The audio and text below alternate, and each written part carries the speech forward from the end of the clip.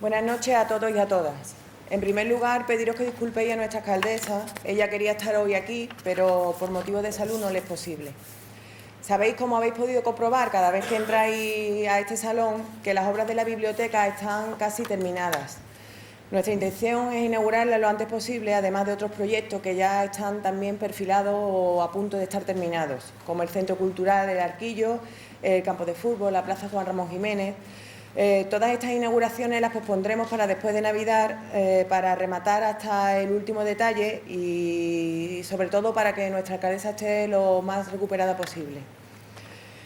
Aunque de todas formas abriremos la biblioteca en cuanto se terminen de rematar estos detalles, porque creemos que es demasiado el tiempo que lleva cerrada y queremos prestar el servicio lo antes posible. Esperamos hacerlo a mediados de diciembre y os mantendremos informados. Yo quiero que la biblioteca sea un punto de encuentro para todos vosotros, niños, jóvenes, adultos y mayores. Espero que disfrutéis mucho de las nuevas instalaciones. Afrontamos la recta final de Cultura de Otoño 2010. Agradecer a todos vuestra asistencia, porque sin ella nuestro trabajo en el área de cultura no tendría ningún sentido. Agradecer a los técnicos del Ayuntamiento, Mariano, que hoy no está, pero que ha estado todos los días, José Antonio y sobre todo a Pedro por vuestra dedicación y por hacerme las cosas mucho más fáciles. Muchas gracias. Aprovecho para deciros que el área de cultura del Ayuntamiento de Analcázar está abierta a cuantas sugerencias y propuestas culturales queráis aportar con idea de mejorar. Recordaros que mañana tenemos teatro y la obra teatral Piezas breves de la Asociación Cultural Escampolo de Herrera. Espero veros aquí también mañana. Hoy estamos para la presentación de la revista Cuadernos de Analcázar, el número 7. Desde el Ayuntamiento, a través del área de cultura, queda de manifiesto el compromiso y apoyo firme a la divulgación del patrimonio cultural de Analcázar a través de la tercera publicación. Hoy en día, que la crisis está impregnada en cada poro de nuestra piel, quiero que penséis que la cultura, además de formarnos, emocionarnos, hacernos disfrutar, remover emociones, además de todo eso, la cultura también es trabajo y da trabajo. Y muchas personas viven de la cultura. A través de la revista conoceréis parte de nuestra historia. Para algunos, los más jóvenes, que no conocían, y para otros, los más mayores, recuerdos del pasado. En ella han participado muchas personas, a todas ellas darles las gracias. Agradecer también la colaboración de la Fundación Cajasol, que ha hecho posible la edición de la misma. Algunas de las personas que han colaborado están hoy como invitadas en esta mesa. María Belén García López, Francisco Miguel Ruiz Cabello, Pedro José y Diego, que ya conocéis todos. Gracias por estar hoy aquí y sin más le doy la palabra a Diego.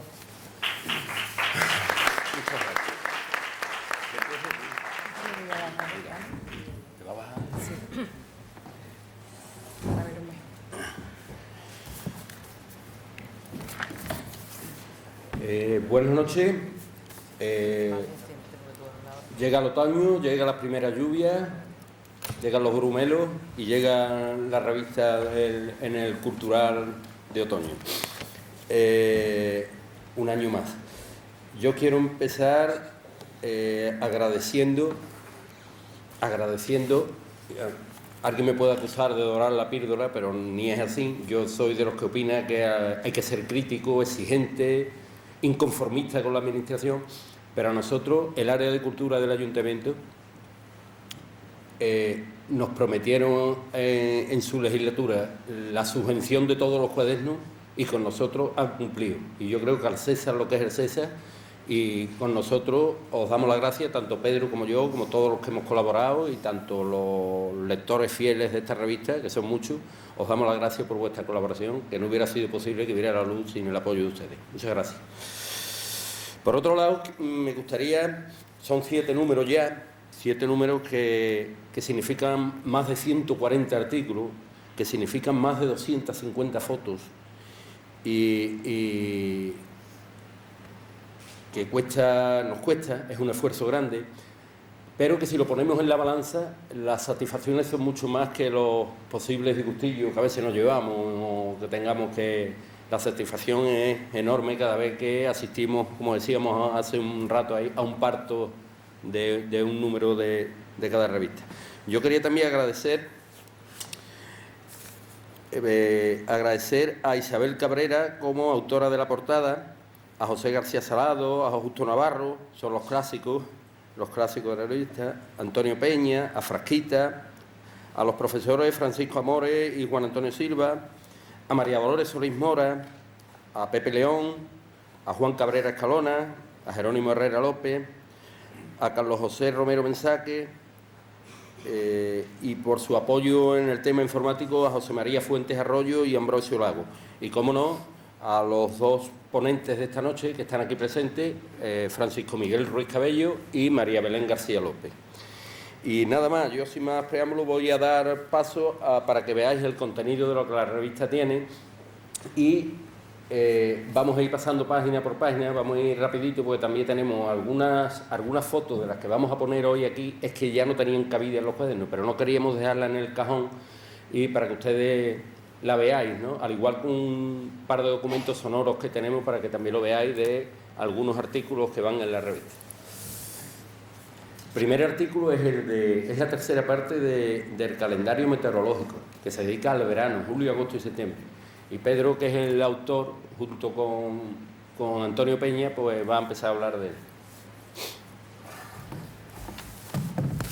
Buenas noches y bueno, mi artículo, bueno, lo hemos puesto en primer lugar al azar, no hay ninguna intención, sino que la imprenta pues ha caído y entonces vamos a comentarlo un poco así de pasada, porque también quiero disculpar la ausencia de Antonio Peña, que ha sido mi colaborador, donde he tomado nota de los datos del tiempo y fundamentalmente de los datos de junio, julio y agosto, que no puede estar aquí por motivos de enfermedad.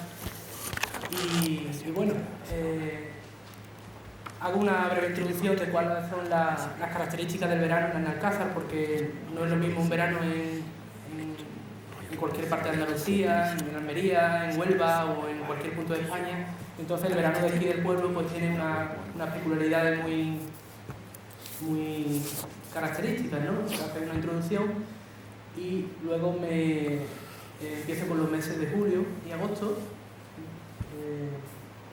donde hago una comparativa de los meses entre julio y agosto, en un periodo de 10 años, para despejar algunos tópicos, cuál de los meses más caluroso, ¿no? Ya lo podréis leer, sacar conclusiones. Después me centro en unas temperaturas del mes de julio en el periodo 2001-2009. Hay datos que tomo de los cuadernos de lluvia de Francisco Antonio Peña y hay otros que cojo de la estación agroclimática de Alcázar, que está en Hato Ratón y la Marisma. Y me llama la atención un día 25 de julio de Santiago de 2004, donde se alcanza 46 grados. Creo que coincide con un traslado de la imagen y está ahí, lo pongo en el texto. También este año he incorporado algunas novedades, sobre todo del refranero español, que también me lo ha cedido Francisco Antonio Peña, algunos refranes que se escuchan por aquí, otros que no son de aquí, pero bueno, me ha parecido interesante incorporarlo. He incorporado notas de pie que hace Francisco Antonio Peña de los libros suyos de cuadernos de lluvia, sobre todo son cuadernos del Instituto Nacional de Meteorología, de agosto del 82, agosto del 87, agosto del 97, donde él textualmente dice llovizna inapreciable, lloviznas inapreciables con muchas tormentas y demás, que cito textualmente lo que él me dice. Paso a septiembre y bueno, hablo un poquito del calor del membrillo, del calor de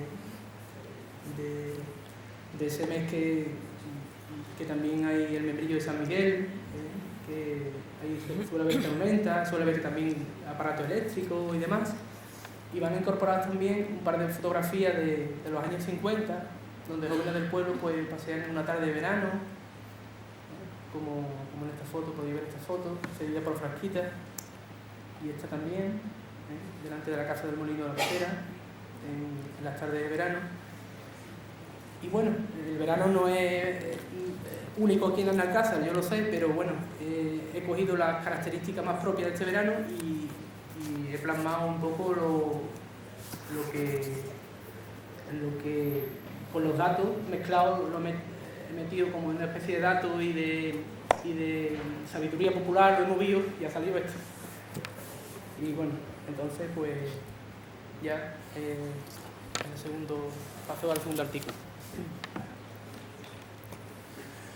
Bueno, el siguiente artículo está dedicado a 3 retablos que desaparecieron, 3 retablos del siglo XVIII que desaparecieron de la iglesia, que nos lo hacen 2 profesores, Francisco Amores Martínez y Francisco Antonio Silva. Aquí podéis ver un retablo de los desaparecidos que no es precisamente el que se habla en el artículo, es uno posterior de Felipe Fernández del Castillo, que sí hicimos un trabajo para el Boletín de Padre Jesús. Bueno, pues este es el Cristo de San Pablo en uno de los retablos que desaparecieron de la iglesia. Ahí lo podéis ver perfectamente. Otro de los retablos que se toca el retablo del Santísimo Cristo de San Pablo con la firma de José de Guillena, que fue el autor, y da todos los datos muy pormenorizados de este retablo. Otro de los retablos que también tocamos es un retablo muy desconocido, que era el de la Virgen de la Esperanza en Alcázar. Se tiene muy pocas noticias de esta imagen. Nosotros afortunadamente, y ustedes vais a ver, sí hemos conseguido una foto de la Virgen de la Esperanza. Es la única que se conserva, la hemos conseguido y la vamos a poner para que la veáis.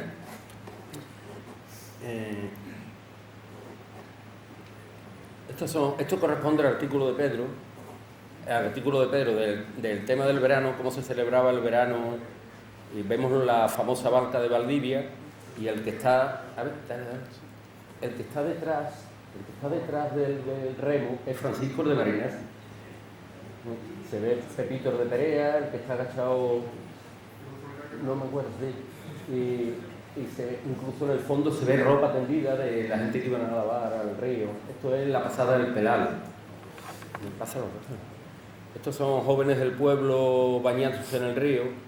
Y esta es la imagen que os he hablado. Es la única foto que hemos encontrado y que existe de la Virgen de la Esperanza. Era una imagen de mucha vocación en el pueblo, puesto que todos los sábados se le hacía misa en el pueblo. Se le hace un retablo. Como sabéis, la iglesia está dividida en 3 naves, entramos siempre, que es la nave de la epístola, la nave central y la nave del Evangelio. Esta Virgen estaba justamente donde está la Virgen del Rocío hoy, en la nave del Evangelio. Tenía el altar que lo hizo Bartolomé García Santiago, retablista de muchísimo prestigio en Sevilla. De hecho, la iglesia del Salvador contiene algún retablo de Bartolomé García Santiago. Y esta Virgen de la Esperanza la sacamos y nos la hemos encontrado en una revista, una ilustración católica en Barcelona, se la compramos a un coleccionista, y es un artículo de Pedro Mora, y Pedro Mora pone esta Virgen porque fue la única imagen salvada del incendio. Habla él. No sabemos dónde está la Virgen, ni dónde ha caído, ni nada, y queremos seguir investigando sobre el tema de la Virgen de la Esperanza y el retablo.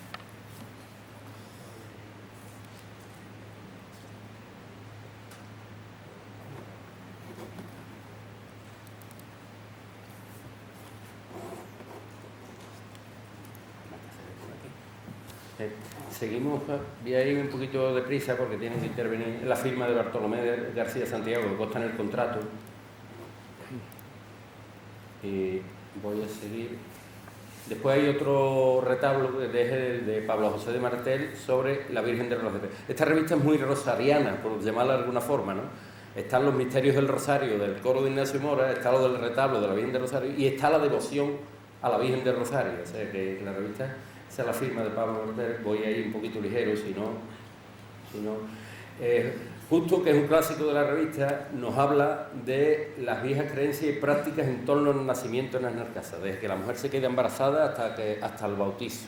Va a seguir luego con próximo las creencias y las prácticas en torno al matrimonio y luego las defunciones, las costumbres del pueblo y tal, ¿no? En este caso, pues, justo nos hace este trabajo. Vemos a doña Isabel, a matrona. Aquí hemos insertado un nacimiento en el cual se puede ver la pila de los niños Elena González y Pablo Prada. Seguimos, y el siguiente artículo nos lo manda María Dolores Solís Mar, que está presente, sobre su abuelo. Es un artículo muy entrañable, lo recomiendo, y de sus recuerdos, tanto de su abuela, Dolores Carmen la de Morita, conocida por todos, y el artículo es muy entrañable y merece la pena, y le damos las gracias por su colaboración, ¿no? Ahí aparece Carmen, sus paseos por la ermita de Torres, y seguimos, y después hemos hecho un diccionario biográfico taurino de Aznalcázar, de todas las personas, picadores, toreros, aficionados, de todo que han tenido que ver con el tema de los toros, ¿no? Hemos hecho como un diccionario para no extender. En primer lugar ponemos a Carancha, del cual no hemos querido profundizar porque el libro que editó el Ayuntamiento en el 2009, pues bueno, todos los tenemos y no hace falta. A continuación, pues Antonio Gardel, ahí lo vemos dando un natural en la Maestranza de Sevilla. También Pepe de Banco, José Marcelo Márquez, con el cual teníamos concertado una entrevista, teníamos tal cuestionario hecho ya, y desgraciadamente no pudimos llevarla a cabo, ¿no? Porque queríamos haberle dedicado un par de páginas a que nos hablara de su vida taurina y tal. Y ahí aparece Pepe, como veis no es un vestido de torero normal, es una corrida goyesca. Este es José Gardel, hermano de Antonio, todos conocemos. Pedro Pelayo Sánchez, bueno, el hermano de Milagros y de Angustia, tuvieron una pescadería, que también en el mundo de los toros toreó en las principales plazas españolas, luego se hizo empresario de barco y fue un rico empresario. Hemos juntado un cartel de la Plaza de Toros de Pila donde se anunció como Pedro Pelayo Pescadero. Este es Cristóbal Díaz Bernal, Cristóbal Picador, conocido por todo el mundo, un hombre que no nació en Aznalcázar, pero sí tuvo una vinculación muy fuerte con Aznalcázar. No en balde fue uno de los fundadores de la Hermandad del Rocío en Aznalcázar. Vivía en la calle Las Campanas, en la casa hoy de Juan Márquez. Aquí coinciden los dos de Aznalcázar en Barcelona. El de la izquierda de vosotros es Cristóbal y el de la derecha es Jesús del Roto, Jesús González Ramírez. Seguimos con Francisco Manfredi Vaquero, para que me entendáis, era el abuelo de Fuente, Frascos de Cleto. También fue picador con Pascual Márquez. Después Minuto, está por aquí su nieto, Minuto de Aznalcázar, y que adopta el apodo de Minuto por un torero de la época que se llamaba Enrique Vargas Minuto, que estaba de moda y tal, ¿no? No tenemos fotos. Y después José Naranjo Gómez, conocido por todos como Naranjito, que lo vemos aquí toreando en una plaza portátil en San Lucas la Mayor. Hacemos una referencia a las 3 ganaderías más importantes que están en el término municipal. Y pasamos a un artículo de las obras tal como se concibe la fuente hoy, de los dos pabellones. El primer pabellón se hace en 1772 y el segundo 16 años después, ¿no? Tal como figura. Eso lo hizo un maestro alarife. Nos ha llegado, que no teníamos noticias, de Carancha tuvo un paso doble, que no lo sabíamos, nos ha lo ha enviado un señor de Algeciras. Este señor se ha encontrado la partitura, se ha ido un amigo suyo y a piano le ha grabado el paso doble. Es muy cortito y es muy agradable de escuchar, es muy pegadizo, ¿no? ¿Lo puedes poner, Antonio?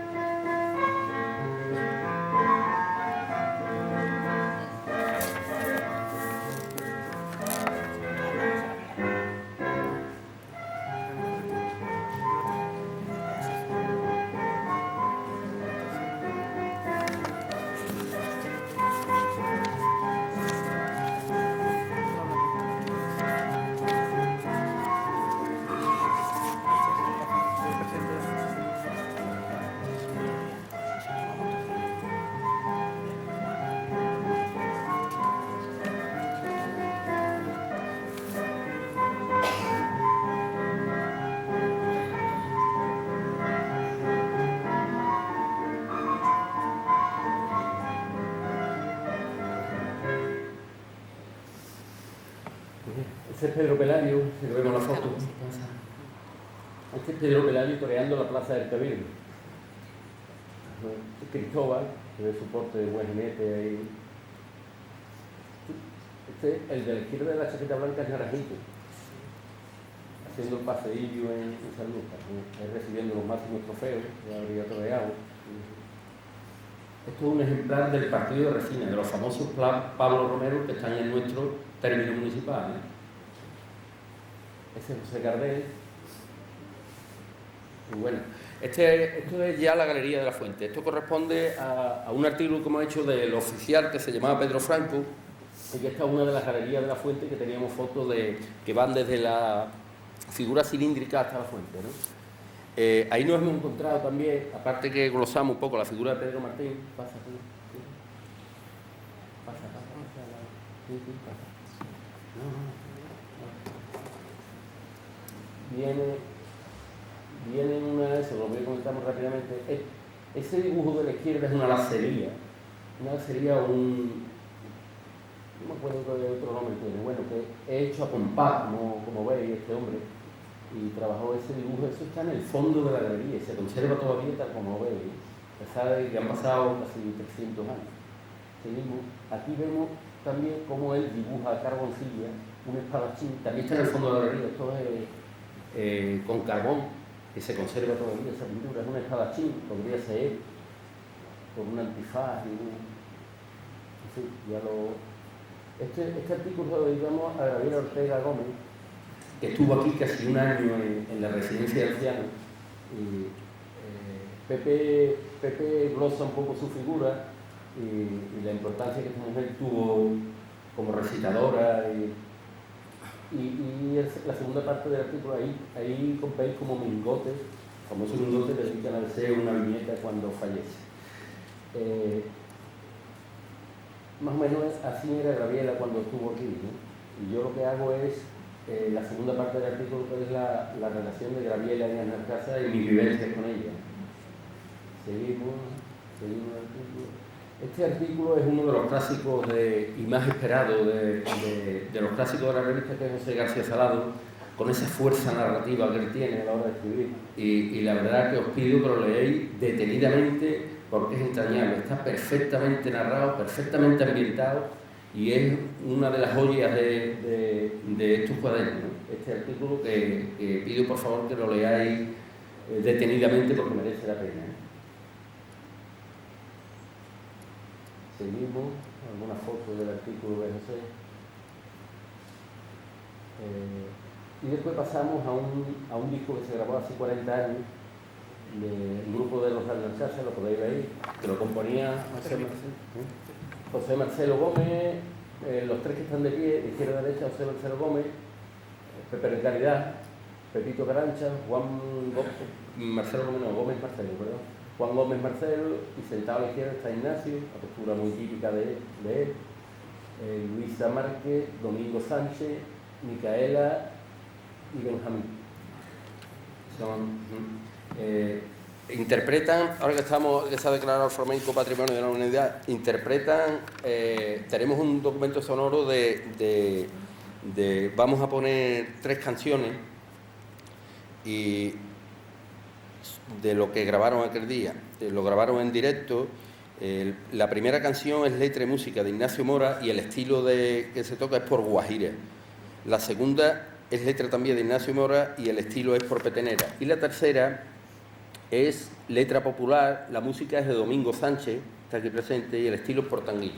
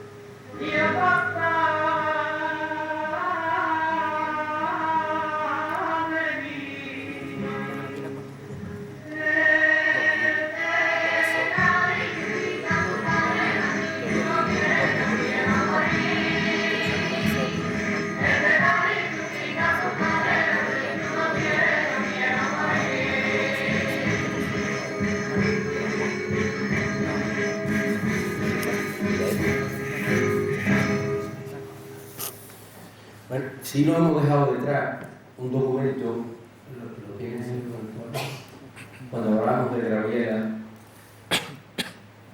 En el artículo de Graviera nos hemos dejado atrás un vídeo que tenemos.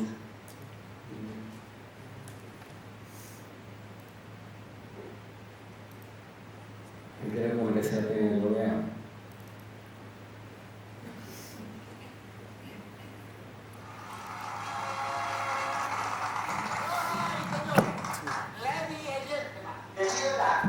Niño, repita, esta noche la fiesta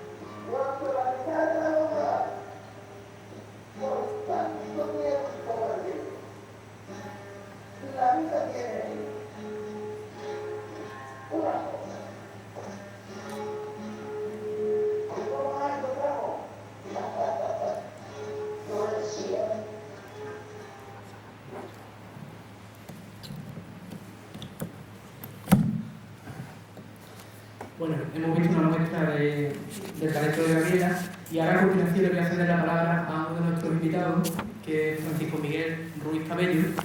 Y bueno, él brevemente lo pone ahí en la revista, en el currículum abreviado natural de Pilas, es licenciado en Historia y Ciencia de la Música por la Universidad de Salamanca, es diplomado en Estudios Avanzados por la Universidad de Sevilla, la Facultad de Historia del Arte. Además, diplomado en Educación Primaria por la Universidad de San Pablo, CEU, en especialidad en Historia, y es profesor funcionario de carrera en Educación Secundaria y Obligatoria. Además, es miembro de la Sociedad Española de Psicología y de la Asociación de Economistas e Investigadores Locales de la provincia de Sevilla de Cid, ocupando en esta última el cargo de vocal.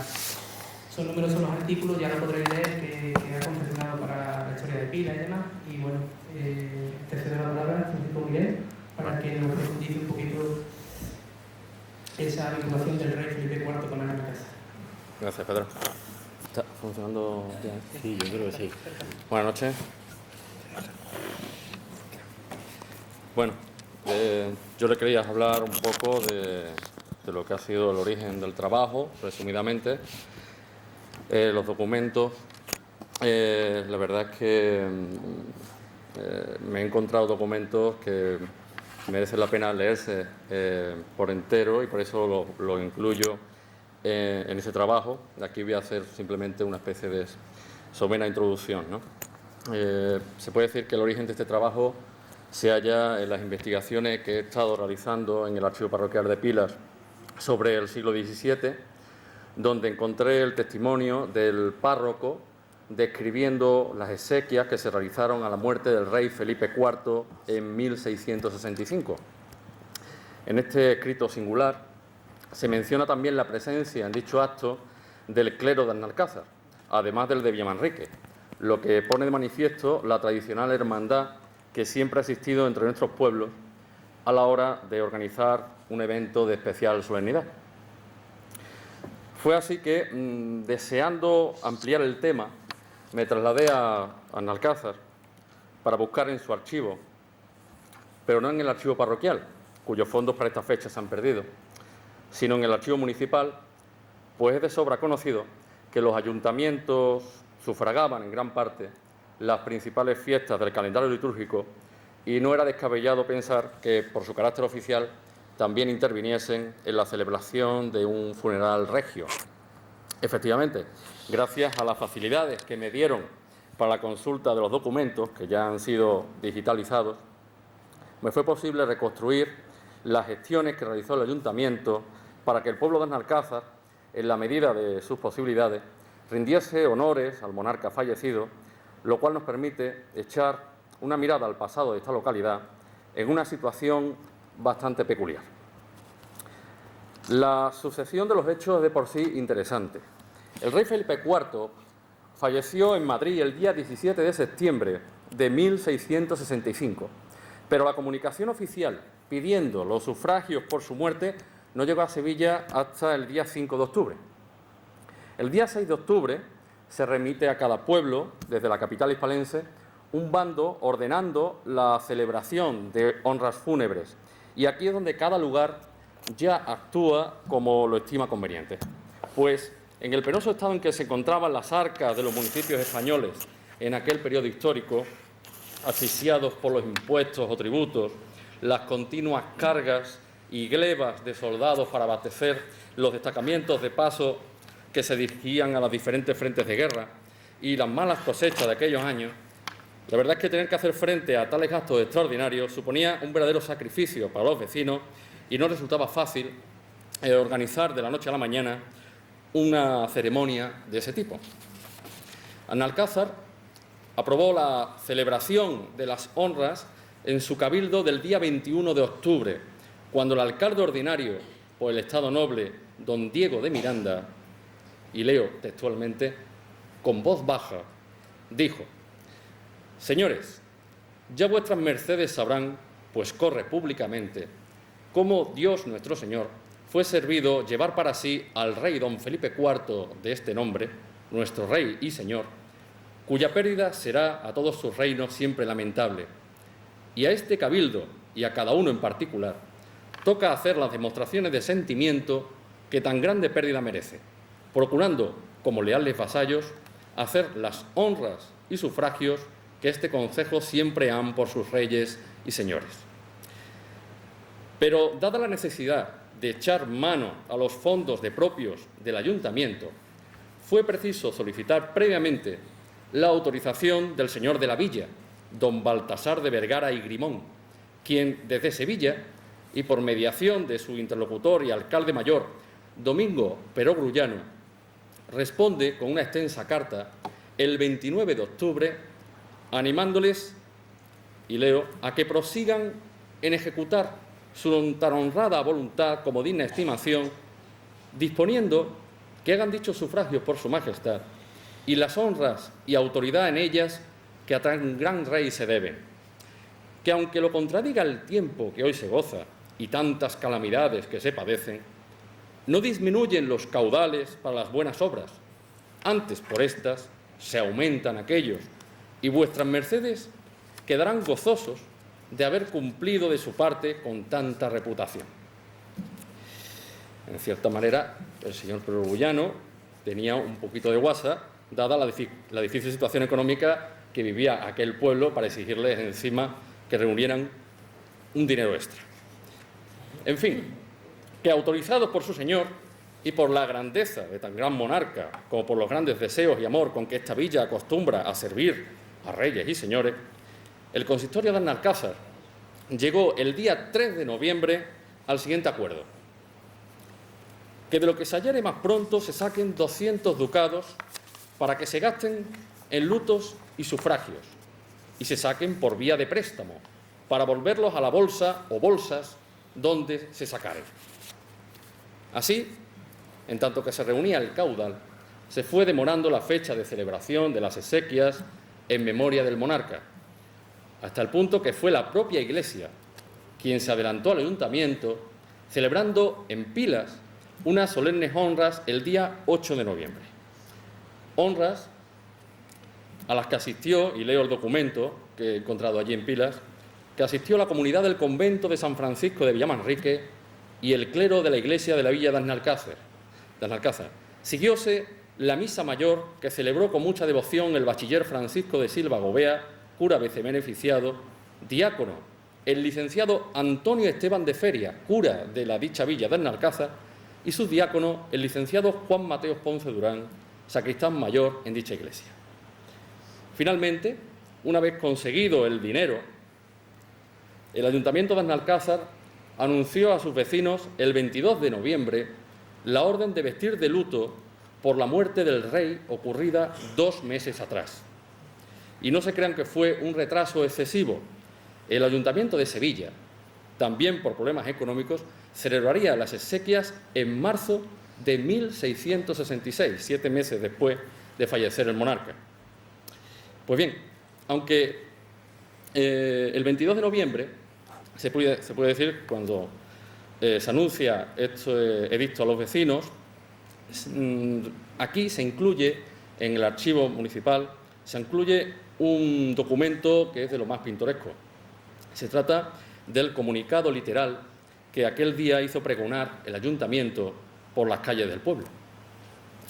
Y quiero que ustedes imaginen ahora la figura de aquel pregonero, que sabemos que se llamaba Pedro de la Viña, pidiendo la atención del vecindario con ayuda de su trompetilla o su tamboril, y proclamando a voz en grito lo siguiente: el Consejo, Justicia y Regimiento de esta villa hace saber a todos los vecinos, estantes y habitantes en ella, cómo en 17 días del mes de septiembre de este año, Dios nuestro Señor fue servido llevar para sí al rey don Felipe IV, nuestro Señor.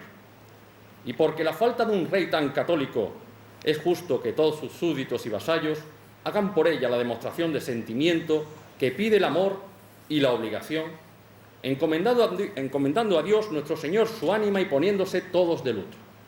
Y así, todos los vecinos de esta dicha villa, estantes y demás personas que en ella habitan, se pongan lutos dentro de 8 días.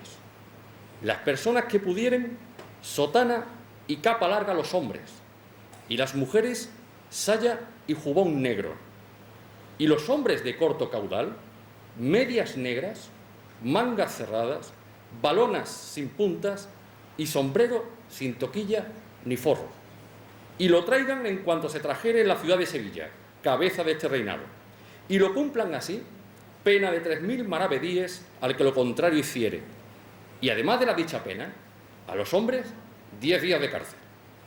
Y lo uno y otro se ejecutará en las personas que no cumplieren. Queda clara la distinción social que existía en aquella época ya a nivel de calle, tanto en función del poder económico que había, de las diferentes clases sociales y también de la propia vestimenta.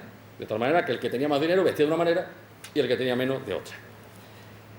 Y también está clara la imposición de esta orden, con pena de multa y de cárcel para quien no lo hiciera.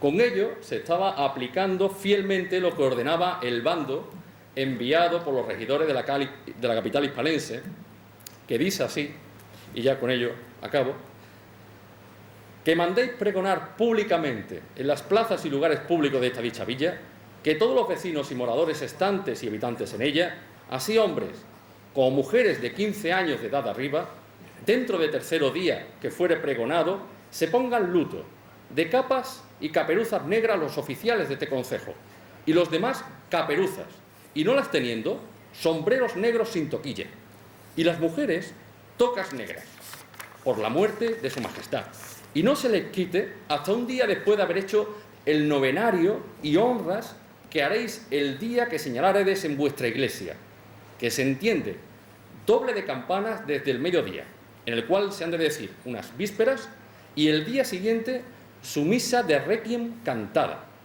Y os mandamos, así lo hagáis y cumpláis, pena de 10.000 maravedíes para los propios de esta ciudad. Muchas gracias.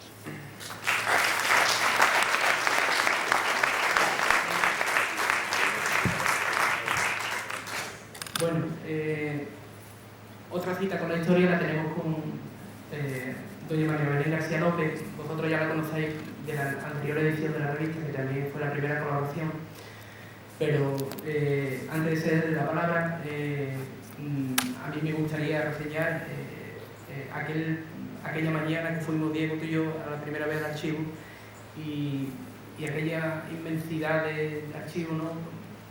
Muy frío, unos pasillos enormes y eso, y la verdad, la actitud cálida que encontramos dentro con María Belén y el acogimiento que nos recibió, incluso nos enseñó el archivo por dentro, sus principales salas y demás, y la verdad es que aquella jornada siempre la tendré muy, muy presente en mi memoria, porque no me esperaba ese acogimiento, esa calidez, ¿no? Bueno, María Belén, turno para que te dirijas a nuestro público asistente, porque ya que el año pasado no pudiste estar con nosotros, pues tienes la oportunidad para que este no lo tenga una cita con la historia. ¿Vale? Muchas gracias. Buenas noches. Gracias a Diego y a Pedro he tenido la oportunidad de participar en los cuadernos con el tema de los pasajeros a India de Aznar-Casa, que fueron muchos y hay mucha documentación, y todos los documentos facilitan muchísimos datos de lo que era la vida local de aquella época, las autoridades que estaban en las distintas instituciones, nombres de las familias enteras, de los curas, que todavía muchos de ustedes pueden reconocer los apellidos, otros se habrán perdido y algunos se verán reflejados en ellos. Como los nombres de los pasajeros, el extracto de lo que son los documentos, se publicó el año pasado el siglo XVI y este año el siglo XVII, yo os quería hablar, más que del tema de los pasajeros, de los organismos productores de la documentación, de cómo nacieron esos documentos, cómo han llegado hasta nosotros, dónde se encuentran. Porque hoy día, gracias al proceso de digitalización del Archivo de India y a Internet, pues todos ellos, toda la cuestión de pasajeros está en Pares, que es el portal de archivos estatales, y cualquiera de vosotros puede ver el contenido y leer en extenso los documentos, claro, con la dificultad de que están escritos en la letra del siglo XVI o en la letra del siglo XVII, y hay algunas técnicas, entre otras aprender un poco de paleografía.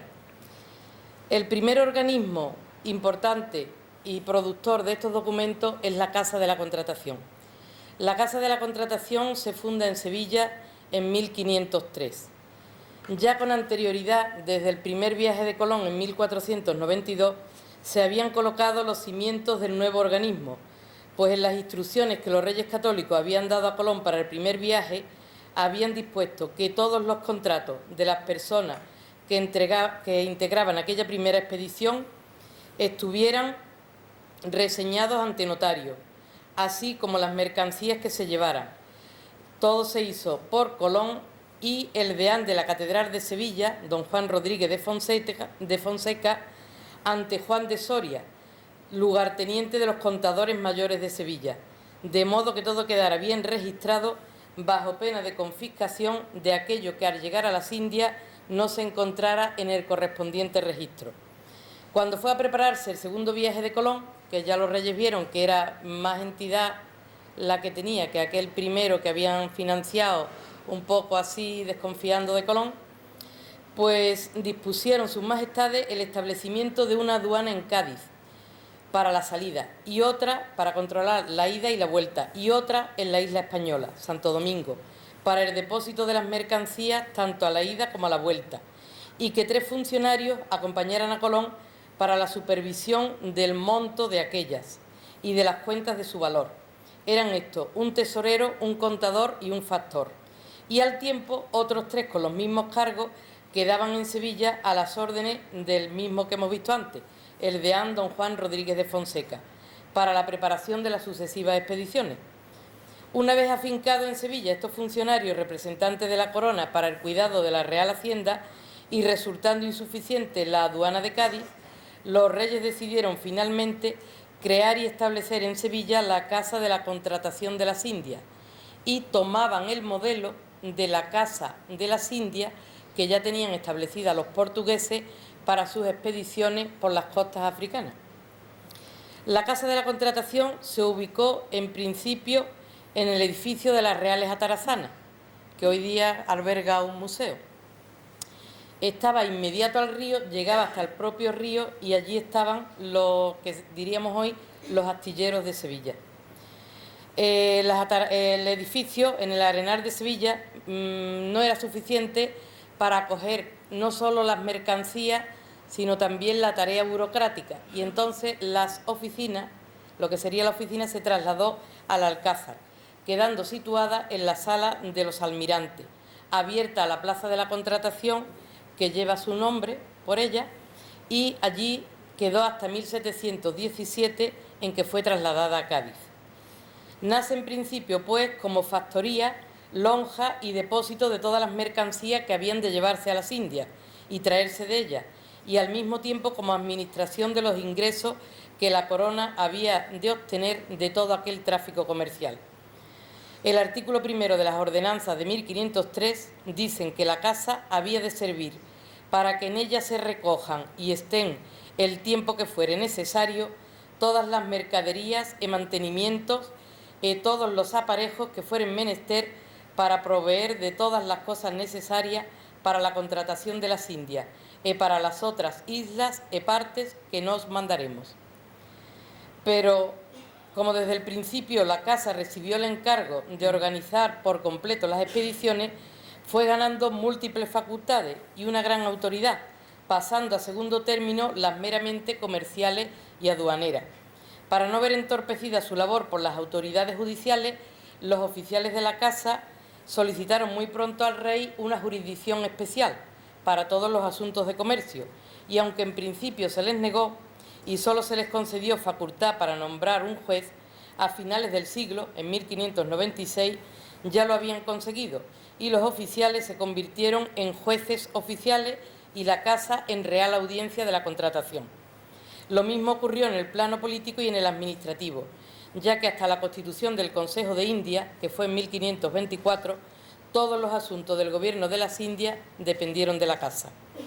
Al crearse el Consejo en 1594, la Casa pasó a depender legalmente del mismo, pero en la práctica su funcionamiento siguió siendo bastante autónomo y durante 3 siglos dirigió todo lo relativo a descubrimiento, colonización, viajes comerciales y científicos y emigración al Nuevo Mundo. Y al mismo tiempo que funcionaba como aduana y factoría para las mercancías que se llevaban y traían de las Indias, ejercía funciones judiciales para todas las cuestiones surgidas en el comercio o en el transcurso de los viajes, teniendo jurisdicción sobre todas las causas civiles y criminales, salvo en lo relativo a la ejecución de las sentencias penales que entonces pasaban a la justicia ordinaria. También tenía encomendadas funciones docentes en materia de navegación, habiéndose constituido en su seno una gran escuela naval donde se prepararon los pilotos de toda la carrera de Indias y aprendían todos los demás oficios de marinería, construcción y aparejos de navío. De todas estas funciones deriva la complicada organización de su funcionamiento. Tenía un presidente, 3 jueces oficiales, 3 oidores, un fiscal y un alcaide, un alguacil mayor y muchos funcionarios y dependientes. El despacho de los asuntos se dividía en 2 salas. La sala de gobierno, formada por el presidente y los jueces oficiales, que entendía de las materias concernientes al trato y negociación con América y a la recaudación y manejo de los bienes de Real Hacienda, y la sala de justicia, integrada por los oidores y el fiscal, que entendía de los pleitos y causas civiles y criminales surgidas en los tratos comerciales y en las naves mientras realizaban el viaje. La documentación producida por la Casa a lo largo de sus 3 siglos de vigencia como institución y en el ejercicio de sus variadas funciones se encuentra depositada en su mayoría en el Archivo General de India, constituyendo la sección 3ª, contratación, la más importante en cuanto al volumen de fondo, 5.873 legajos, que integran el archivo. Esta documentación se encuentra dividida en 51 series, que se reparten en 4 tomos de inventario con sus correspondientes tomos de índice, formados por una comisión de archiveros entre los años 1791 y 1801, dirigidos por don Agustín Ceán Bermúdez para los 3 primeros y por don Antonio Tariego para el 4º tomo. De todas las series en que esta sección se encuentra dividida, destacan por la importancia de su contenido y volumen de consulta de los usuarios en sala y por consulta de correo y de Internet, las series de registros de navío, que es la serie 13, la de pasajeros a Indias, que es la serie 42, complementadas con otras como los papeles de cargas de los navíos, serie 2, y las de armadas y flotas, serie 15, y provisto, serie 46. Los documentos contenidos en esta serie constituyen uno de los más ricos bancos de datos existentes para el estudio de la historia nacional, regional y local, en lo que se refiere a España, aparte de la intercontinental referida a América y Filipinas y otras islas de Oceanía, durante los 4 siglos que duró la colonización española. El control exhaustivo que ejercía la Casa, tanto sobre los pasajeros que iban y venían de las Indias como sobre las mercancías que se llevaban y traían de ellas, facilita el estudio de ellos desde sus orígenes. De Herrera. Y recuerda mucho, sobre todo en el patio interior, algunos de los patios del Escorial. Es un edificio de 52 metros de lado, cuadrado, y en principio eran 2 galerías exteriores, una galería exterior a todo alrededor y otra galería interior que daba al patio. Y por ella se hacían los tratos normalmente de pie, hablando, y luego tenían la costumbre de salir a jurar, como no usaban el papel, juraban en la cruz del juramento que está frontera a la catedral, en la cara norte del archivo. Se comenzó a construir hacia 1570 y para ello el ayuntamiento impuso el derecho de lonja, un impuesto sobre todas las mercancías, no solo que salían para América, sino las que entraban en Sevilla. Ese impuesto se siguió cobrando 2 siglos después de haberse terminado la casa. En 1598, cuando Felipe II estaba agonizando, se inauguró el ala norte y el ala oeste de la casa. Y unos 15 años después se completó todo el edificio. Allí muchas personas confunden la Casa de la Contratación con la Casa Lonja, pero allí únicamente trataron los mercaderes de Sevilla y otros mercaderes del extranjero afincados en Sevilla. Como se constituyó el consulado, que en principio había estado también, había alquilado una sala del Alcázar, pues el consulado tenía sus oficinas en la cara este, la que da a la Plaza del Triunfo. Y cuando en 1717 se traslada a Cádiz la Casa de la Contratación, porque por el calado de los barcos ya de gran tonelaje el río no permitía el paso, pues el consulado se traslada también a Cádiz. Entonces queda una pequeña oficina del consulado en el ala ese de la Plaza del Triunfo y la casa se convierte en viviendas para el consulado, se divide, se tabica y para otros muchos vecinos de Sevilla que vivían allí alquilados. Por cierto que allí en una de sus salas tuvo su escuela de pintura Bartolomé Esteban Murillo. La casa, pues convertida en casa de vecinos y pequeña oficina del consulado, pues sigue así hasta el año 1785, en que se elige para sede del Archivo General de India. ¿Cómo ocurre esto? Pues esto ocurre porque en 1775 el rey Carlos III comienza a recibir noticias de las publicaciones que se estaban haciendo en Francia y en Inglaterra que formaron la leyenda negra contra la colonización española en las Indias. Y Carlos III le encarga al cronista mayor del reino, que era don Juan Bautista Muñoz, que se encargue de hacer una historia oficial de las Indias, pero con documentos que avalen cada uno de los testimonios que dé en ella. Entonces este señor empieza a buscar los documentos, y los documentos en parte estaban en el Consejo de Indias, en parte en la Casa de la Contratación, en parte en el consulado, las órdenes religiosas que habían evangelizado, en fin, muy repartido. El Consejo de Indias había mandado ya una primera remesa de documentos al castillo de Simancas, que era el archivo de la Corona de Castilla, y allí habían habilitado una sala para los papeles relativos a India. Entonces había que visitar Simancas, la Universidad de Salamanca también tenía un pequeño legado, Madrid, Alcalá de Henares, y este señor en su recorrido, buscando todos los documentos, le propuso a Carlos III, a través de su ministro don José de Galvez, que se hiciera un archivo general para las Indias, y escogió la Casa Lonja de Sevilla porque era el único edificio que ofrecía mayor seguridad. Era un edificio totalmente de piedra y exento de los otros edificios de las calles colindantes, con lo cual se evitaba el principal problema de la época, que eran los incendios. Entonces, en 1785 ya estaba restaurado el edificio, ya se habían echado a los vecinos, quedando únicamente las oficinas del consulado, que luego pasó a ser de la Cámara de Comercio y que yo, trabajando ya en el archivo, conocí el traslado y la recuperación por el Ministerio de Educación entonces del ala este para incorporarla también al Archivo de India.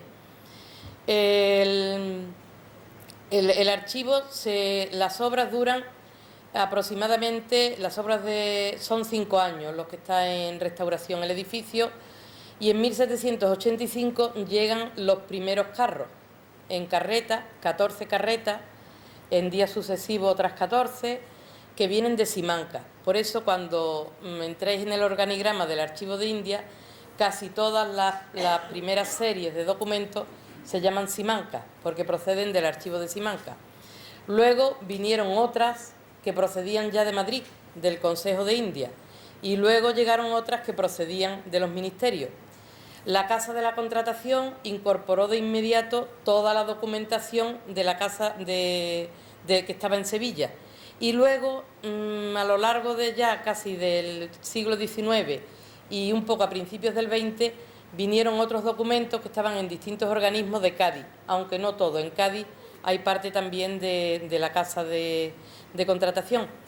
El consulado, en la sección consulados del archivo, está toda la documentación del consulado de Sevilla, que se llamó Consulado Viejo, a partir de que el otro se trasladó a Cádiz, que se conoce como Consulado Nuevo. Todos los papeles del consulado.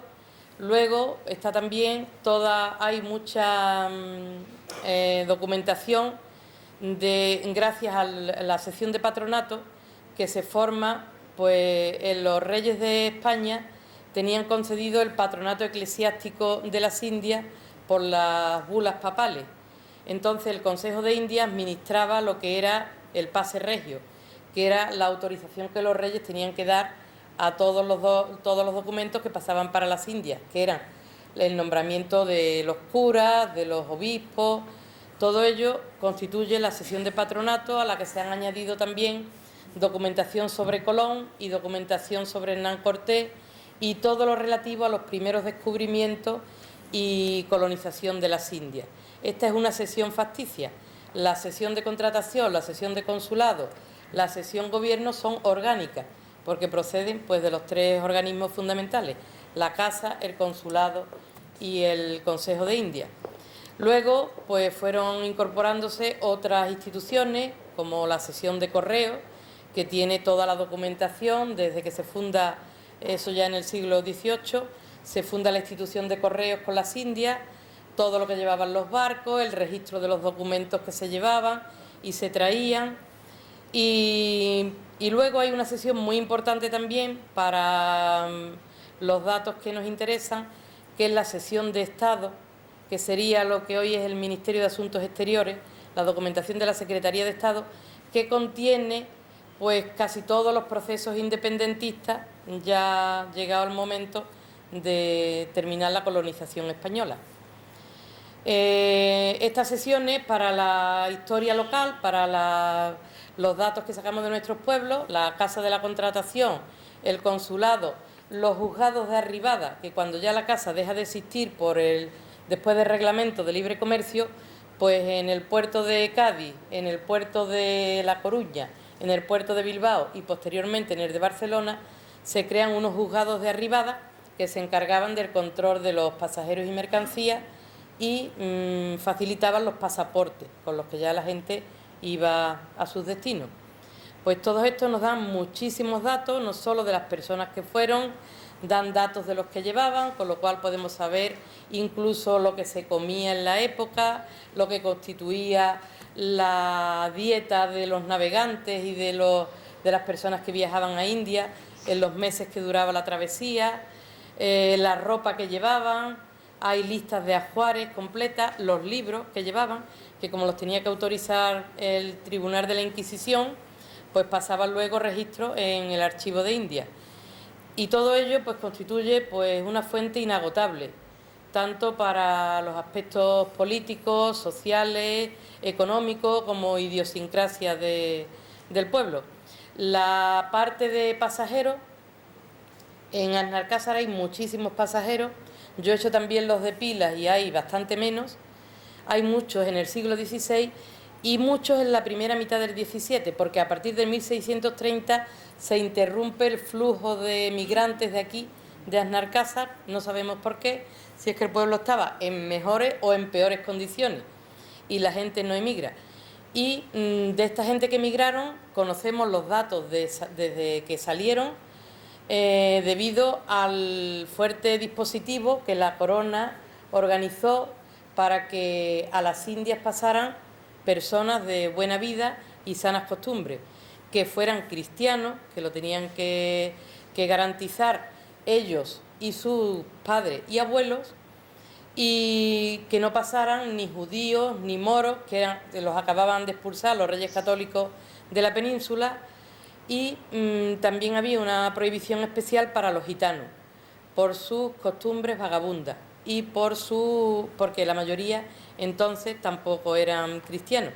De todas maneras, yo he detectado en pasajeros, ya en el siglo XVII, algunos apellidos muy ligados a los gitanos, como los apellidos Heredia, muchos Vargas, muchos apellidos que o bien se abrió un poco la mano o eran ya personas que estaban integradas en la sociedad y por tanto se les permitía ir. Si tienen alguna pregunta que hacer o alguna cuestión que os interese, pues me la podéis hacer, o también podéis contactar con Pare y ver la documentación que hay en el archivo. Y he querido hablar de los organismos productores para que los futuros investigadores sepan a las fuentes donde se tienen que ir para buscar todos estos datos de nuestros pueblos. Muchas gracias por la atención y por la oportunidad que me han dado de participar, porque yo también tengo un puntito de Aznalcázar. El padre de mi abuela materna era de Aznalcázar y vivió en Sevilla, su padre era de aquí y se llamaba Antonio José Daza Rodríguez, y yo la única familia que recuerdo de ellos que estuvieran aquí era la familia de Antolín, que visitaba mucho a mi madre cuando yo era pequeña en su casa de Pilas.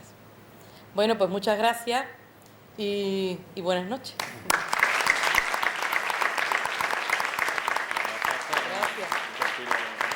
Sí, gracias.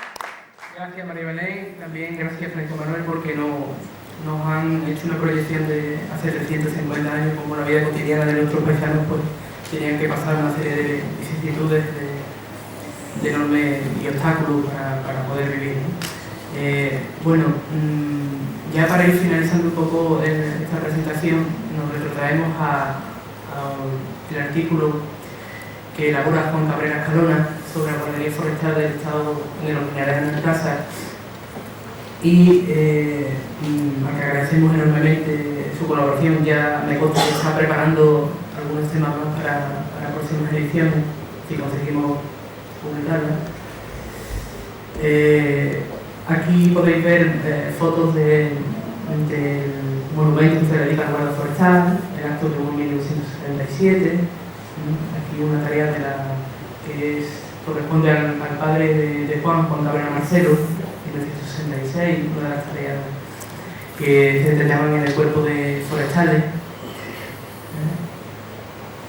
Y también, bueno, hemos incorporado también el detalle está un poco deteriorada por los temas climatológicos y del tiempo, que no tiene el blancor que se observa en la primera fotografía de aquí, en el año 77. Y entonces es un artículo muy bonito, porque ya de los Pinares hemos tenido otros temas como la topolinia y el tema de las chozas y eso, y volvemos a retomar el tema de los Pinares. Rápidamente, la novela de Huerta Vitoria, una colaboración de Jerónimo Herrera, que tenemos ganas de sacar a la luz el estado de esta novia, ¿no?, como un testimonio de la arquitectura agrícola ya en desuso. Es un reportaje fotográfico, estas fotografías son de Antonio Sara González. También agradecemos su trabajo, seleccionamos un poco algunas láminas, hicimos un trabajo de campo de las mediciones. Bueno, no sería mal que el Ayuntamiento de la Red de Cultura pudiese recuperar esa noria y trasladarla aquí al campo urbano, en la vida subpositiva. El artículo de María Belén que acabamos de escuchar, y ya para cerrar la revista, pues el área de igualdad del Ayuntamiento de Aznalcázar nos hizo el ofrecimiento de publicar el conjunto de poemas del concurso para el embellecimiento de la mujer trabajadora, de la cultura de la mujer trabajadora en el medio rural, y pues lo acogimos con satisfacción. Aquí está la poesía de Diego Márquez, Diego García Márquez, Eduardo García García también, Domingo Sánchez Franco, también colabora, Justo Navarro Fuente.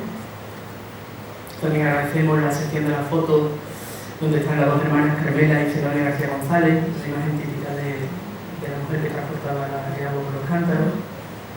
Maite Navarro también hace una poesía, hace un par de poesías. Antonio Solís, Martín Antonio Salsa, Manuel de los Santos Delgado, esta aquí la escritura de próxima inauguración. Y bueno, la verdad es que agradecemos a todos que participaran en este concurso, porque no íbamos a publicar solamente la poesía ganadora, nos pareció justo publicar todas y así que lo hicimos saber al área de igualdad, ¿no? Yo solamente para cerrar voy a repasar muy rápidamente algunos de los trabajos que están en el aire, que se están elaborando de cara a próximas ediciones. Por ejemplo, hay un trabajo que lo está haciendo José Antonio Zurita Gómez, el técnico de biblioteca, que es una intervención del puente romano, que es inédita a principios del siglo XVIII. El puente romano se le hace un estudio porque se estaba deteriorando ya y entonces pues, hemos encontrado un expediente y José Antonio lo está trabajando minuciosamente. Ya hemos empezado una recopilación del léxico y el vocabulario de Caró, que mantiene todavía la comunidad gitana en la casa, aunque no se use, pero en la memoria ellos lo tienen, ¿no? Entonces vamos a intentar recuperarlo también. Se va a abordar un estudio de un modelo de arquitectura rural, que es un lagar que hay en la calle Sevilla número 2, que pertenece a la familia Mora Gómez. Ya no funciona como lagar, pero le hicimos fotografías y algo pervive, ¿no? Entonces vamos a construir cómo eran las funciones de los lagares y basándonos en ese modelo que está ahí en la calle Sevilla 12, ¿no? De los restos que quedan poco, quedan una prensa, un fusillo, pero algo haremos. Del Departamento de Historia del Arte, el profesor José Fernández López nos va a hacer un artículo sobre una pintura que está entrando en la iglesia a mano derecha, en la portada que da al cuartel, que es Santa María Magdalena del Pazzi, una monja. Entrando a la derecha, en la primera que está, pues el profesor José Fernández López de la Universidad de Sevilla pues también nos tiene prometido una colaboración. Vamos a continuar con el ciclo de costumbre del nacimiento, matrimonio y noviazgo por Justo Navarro. El propio Juan Cabrera Escalona también nos tiene algo preparado sobre una hipótesis que localiza la ciudad de Tarteso o la civilización de Tarteso en el término nuestro, en Alcázar, de un congreso que se celebró en Barcelona hace unos 40 años, y entonces él quiere hacer un resumen un poco para ponerlo. Y también del Cortijo del Vico, que le llaman aquí, un yacimiento arqueológico. También hay un equipo de arqueólogos que tienen algo preparado, que hemos hablado ya con ellos para que nos haga una síntesis. No queremos, el próximo, pues también queremos hacer algo de la estación de ferrocarriles, empezar a escribir un poco la historia de la estación de forma más rigurosa y con más documentos, porque jamás nunca lo hemos tocado, ¿no?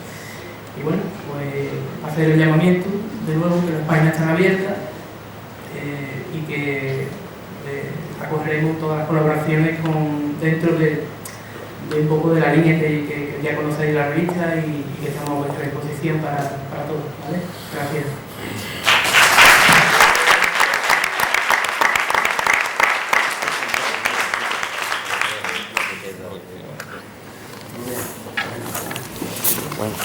Si alguien no tiene cuaderno todavía, lo vamos a poner aquí dentro de la mesa de la izquierda, que pondremos a disposición del destinador de cada uno. Pendiente la del señor Beatty y el Ignacio. Sí. Pero todavía pendiente algunas cosas. Algunas cosas. A ver si sale. Antes de que me lleno la notación. Pues yo tengo el norte de la contratación de las Indias, lo tengo, que fue una edición que hizo el Ministerio de Hacienda y lo compré, que desde luego es una maravilla. ¿Dónde el color? Porque eso estaría una Lo edición. vendí a Hacienda, estaba agotado, súper agotado, y hizo una edición del Ministerio de Hacienda. ¿Se lleva con lápiz? Pues sería por los años... Sí. Una Da edición. igual. ¿Te tú con él? Pues tú sabes que... No La hermana de 20. Claro. Dice que tenía un cuadro de la Virgen del Rey que se supone que no Yo te voy a dejar a ti primero. ¿Dónde tienes que ir? ¿En el avión? Te llevo yo a ti.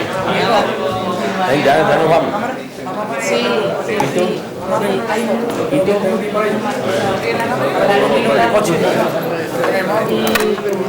Luego quiero meter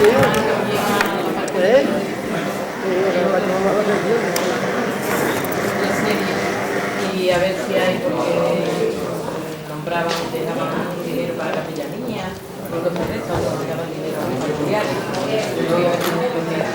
Vamos, yo sí colaborando. Y las circunstancias familiares me hacer una chovita de aquí, hacemos una